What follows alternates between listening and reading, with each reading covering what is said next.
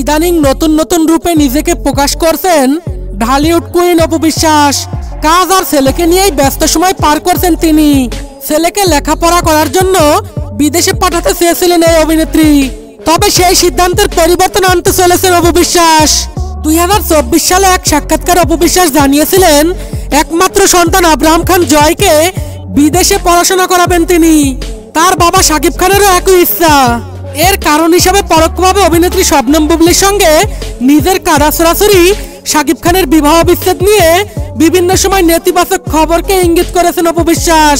সে সময় বিষয়টি ব্যাখ্যা করে নায়িকা বলেছিলেন, কিছু নোংরা জিনিস দ্রুত ছড়িয়ে পড়ছে যা বাচ্চাদের জীবনে প্রভাব পড়তে পারে, ফলে বাচ্চারা মানসিকভাবে হালকা হয়ে যায়।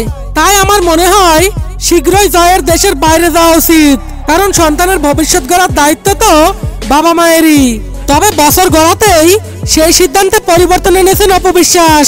তার কারণটাও জানালেন গুণী এই অভিনেত্রী। সম্প্রতি এক সাক্ষাৎকারে অপু বলেন, জয়কে বিদেশে পাঠানোর সিদ্ধান্তটা আমার ও তার বাবার দুইজনের পক্ষ থেকেই ছিল। জয় আসলে ওর বাবাকে প্রচন্ড ভালোবাসে, জয়ের বাবাও তাকে প্রচন্ড ভালোবাসে। জয় জানিয়েছে বাবাকে ছেড়ে বিদেশে গিয়ে তার পক্ষে থাকা সম্ভব না, তাই ওর বাবা সেটা মেনে নিয়েছে। দীর্ঘদিন প্রেমের সম্পর্কের পর 2008 সালে গোপনে বিয়ে করেছেন সাকিব অপু। এরপর বিয়ের 10 বছর পার হতেই সম্পর্কের ইতি টানেন তারা। পরবর্তীতে সাকিব খান জুটি বাঁধেন শবনম বুবলির সঙ্গে।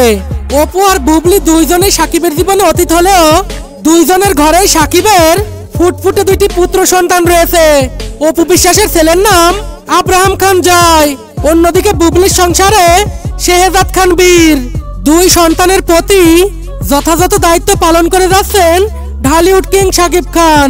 তো বন্ধুরা, আপনার কাছে কোন জুটিটি সেরা, সাকিব অপু নাকি সাকিব বুবলি, সেটা কমেন্ট বক্সে লিখে জানিয়ে দিন।